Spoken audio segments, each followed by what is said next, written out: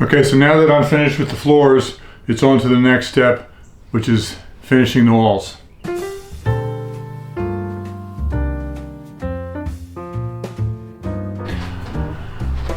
Well, hey everybody, this is Bill with Live Simple, Live Free, and I'm going to start working on the walls now.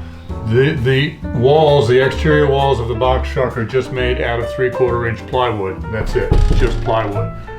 So I'm going to be furring out the walls with 2x2s so that I can add some Havelock wool insulation for obviously insulation properties, but also sound deadening properties. So the first thing that I need to do is finish the trim on the windows here. Now here's the way these windows work. They're not screwed directly into here. They come together, they sandwich together and squeeze against here, and these screws are actually into the front part of the window that pulls it tight. And the 3/4 inch plywood wasn't thick enough, and this rattled in there, so I had to put this around here to make it thick enough so that it would work. But then of course when I do that, I end up with this little triangle here. I also have one extra little shim right here that made it a little bit wider so it would seal properly. So I want to put this shim all the way around. I also want to fill in that little hole because that doesn't look very good. So I have this 1/4 inch Luan plywood here. What I'm going to do, I cut this to fit right there, and it's a little smaller than this, so it'll go behind it. So I'm going to take out these screws and just slip that in there and then tighten it up again, and that'll give me the shim all the way around. It'll also fill in that triangle right there.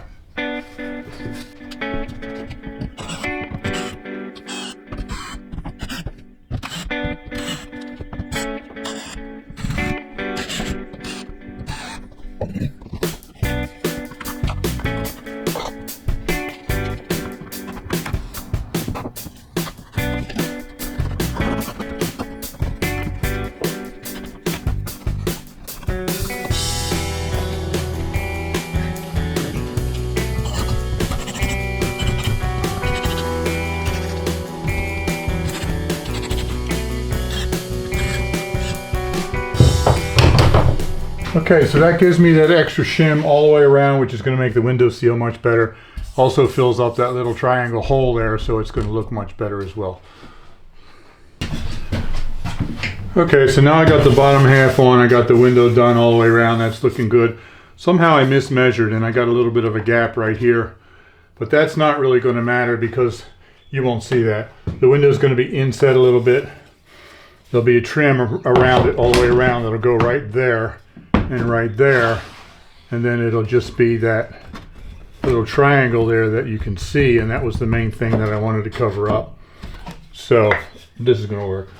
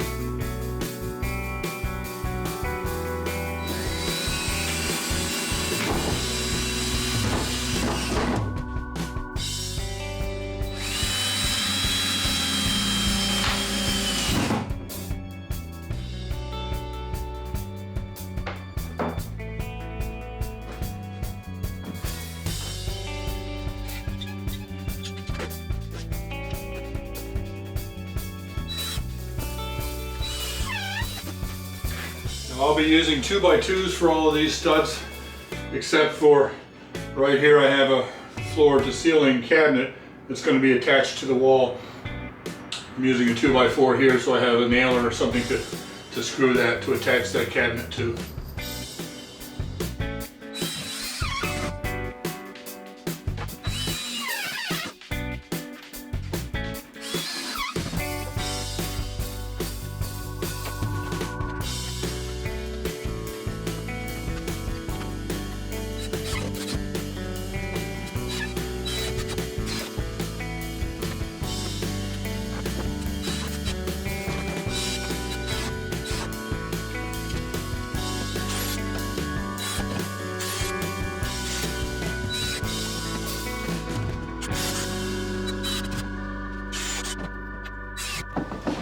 Oh, this is really hard on the arms, holding them up like that.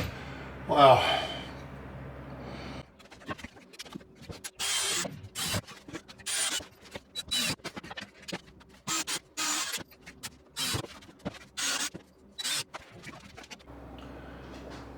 So as you can see, I'm now finished with the stud walls all the way around.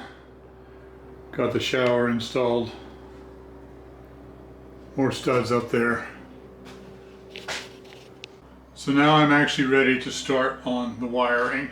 And if you watch previous video when I did the floor, I do have some wires that I already installed here to go underneath the floor. But I got to put in all the switches and receptacles. I'm going to have 110 regular house type 110 receptacles. I'm also going to have a variety of different kinds of 12 volt USB ports, things like that. All of the lights will, for the most part, be 12 volt. And so I got to get all that done, all the wiring done, before I can insulate and then put the wall covering up. Now this is not going to be a detailed tutorial on how to do the wiring. That's real technical and I don't want to get into that, but I'll show you kind of what I'm doing here. So this is the 14 gauge wire that I'm using, and typically 14 gauge Romex that you would use inside of a house is solid copper wire.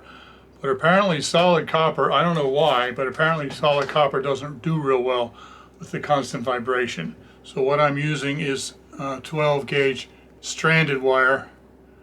Instead of solid, it's a whole bunch of little strands together like that.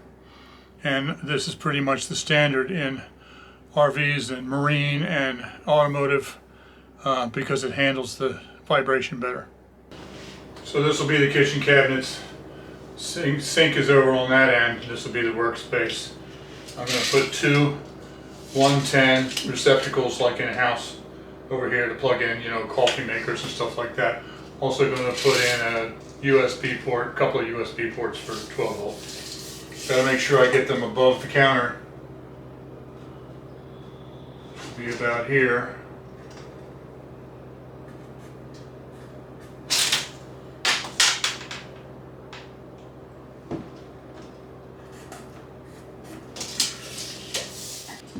Now since these are 2x2s, can't use a regular electrical box, so I'm using these shallow boxes just wide enough to fit one receptacle in there.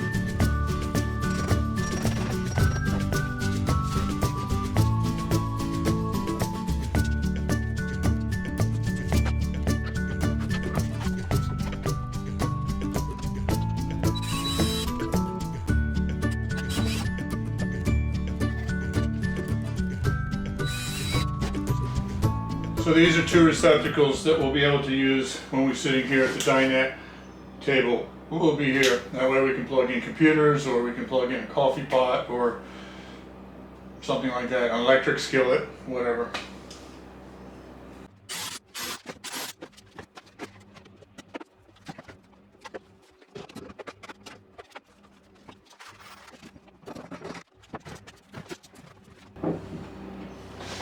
All the batteries and the power inverter and all of that stuff will be over here in this corner. So I'm running all the wires over to here, and then after I get to Utah and I get that system installed, then we can hook all these wires to it.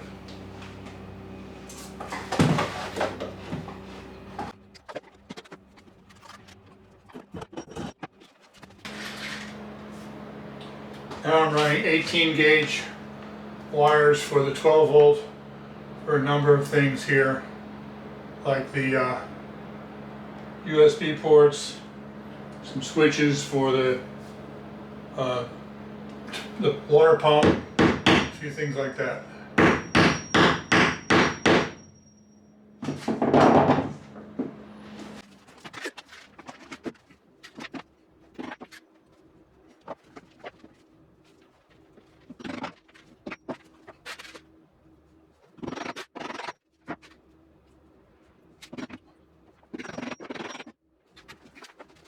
So now I'm basically finished with the wiring.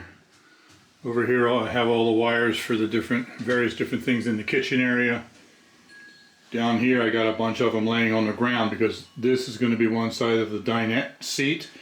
Underneath there will be the fresh tank and the water pump and all that kind of stuff. And so all that'll be hooked there. Across the back wall I got two receptacles, and then over there I'm going to have USB ports.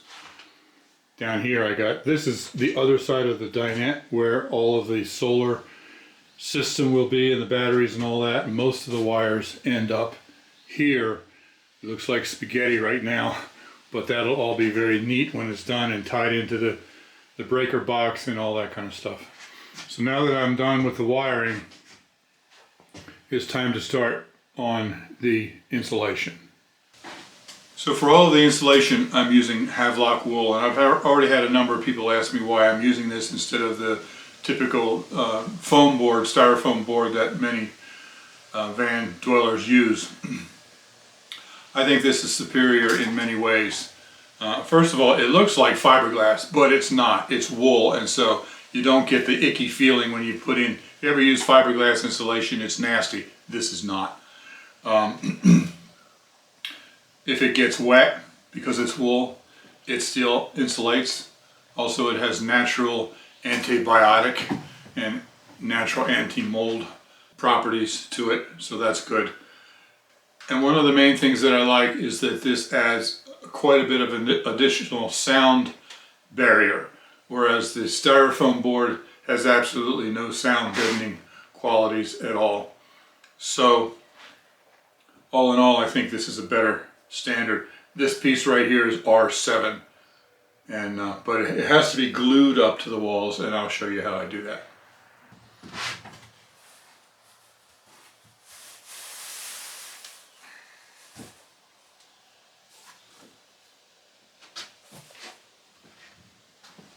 Now, one of the things that the manufacturer did with this that I really dislike, and I have no idea why they did it, they made this thing 16 inches wide. Now when you put in the studs, you're going to put them 16 inches on center so that a 4x8 sheet of plywood or siding or whatever will fit on there. That's the standard width for all studs in houses and that sort of thing. Which means the inside of this isn't 16, it's 14 and a half. This is 16. So that means I'm going to have to either crumble it all up like this, and then it won't really glue right, or I'm going to have to take all of the time to trim off 1.5 inches of each piece that I put up. And that would be a lot of waste of time and a waste of the wool. I tried cutting it with a utility knife like I would fiberglass. It just doesn't cut at all. The only way I've been able to find to cut it is with a pair of scissors, and that's very time consuming. I might try one without cutting it and scrunch it in like that and see what happens. I don't know, we'll see. Now I have to use adhesive to glue it to walls, otherwise as I drive down the road all the vibration over time it would all settle to the bottom and that wouldn't be a good thing. So what I'm using here is automotive headliner adhesive, and you spray it on, and this is what you would use to replace the headliner in your car. And it's contact cement. So I spray it on here and I spray it on the back of the insulation, and then I give it 5 minutes to dry, and then I do a second coat, give it at least 5 minutes to dry, and then you just press it in place and it's stuck solid. It's time consuming because I got to put 2 coats with 5 minutes in between each one. But I'm going to try this first one without ripping it down narrower. Just kind of scrunch it in there, see how that works. So right now I'm only doing this one panel because I want to try it out before I do the rest.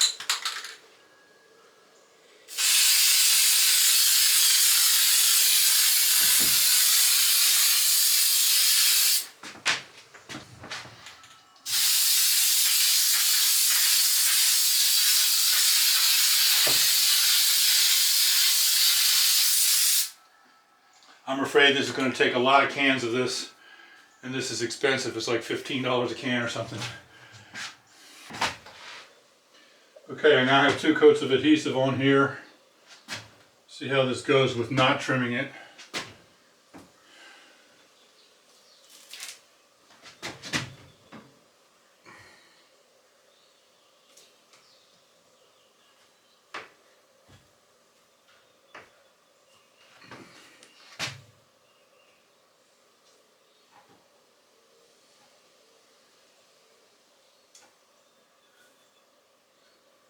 Yeah, see all of this extra, well, as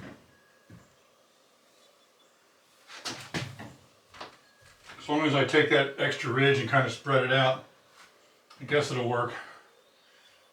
I'm still not happy because I'm going to lose all of that extra insulation. That extra 1.5 inches is a lot of square footage when you do the whole thing. But at least I'm not going to have to spend so much actual time trimming it down. I'll probably save a couple of hours by not having to trim it all down with a pair of scissors.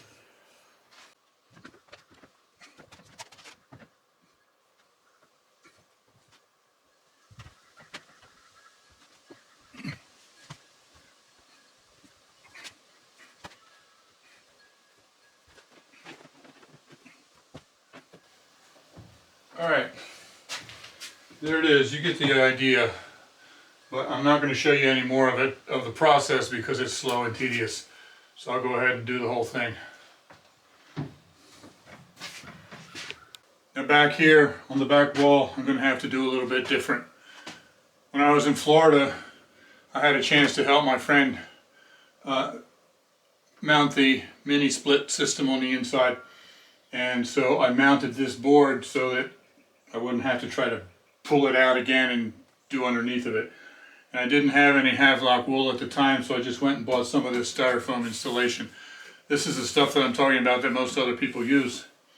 But I do have this all the way up behind here, so that is insulated. So I'm just going to take the Havelock wool and just glue it right on top for the lower half, right on top of the foam board, and that'll be fine, just like that.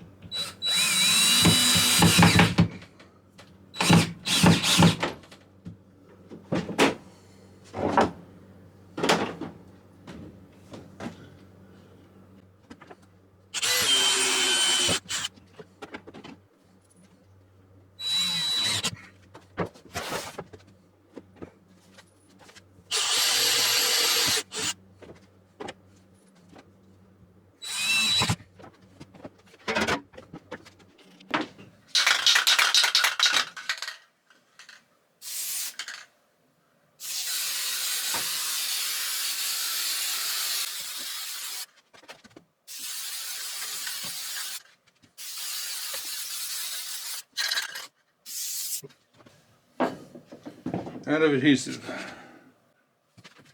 Yeah.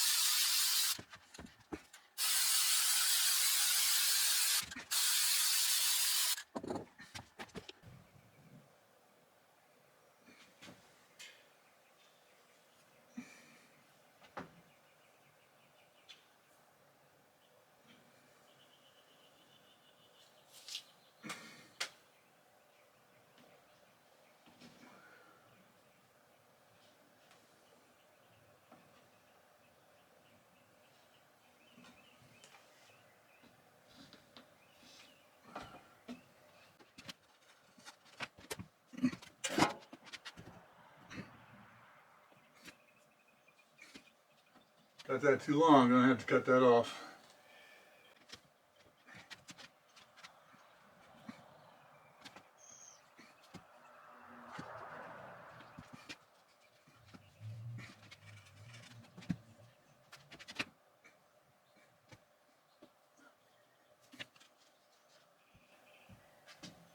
Well, I don't know how I mismeasured, but both of those are 6 inches too long.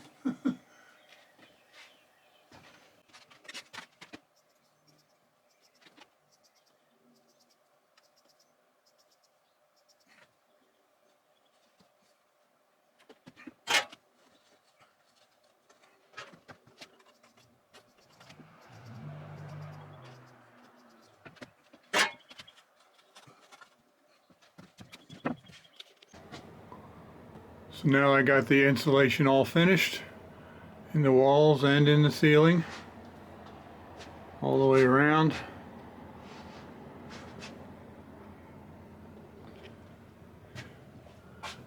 I only have 2 bays left to do here, one there and one down there. It got too hot on the roof with the sun beating down on it, and the glue wasn't working anymore. I'd sprayed up there and it all just dripped down. So I had to pull off of that, and I will come back here in the cool of the morning, and it'll take me about 15 minutes and I'll be done with that. So, got all the stud work done, I got all the wiring done, I got all the insulation done. Not bad for a day's work, huh?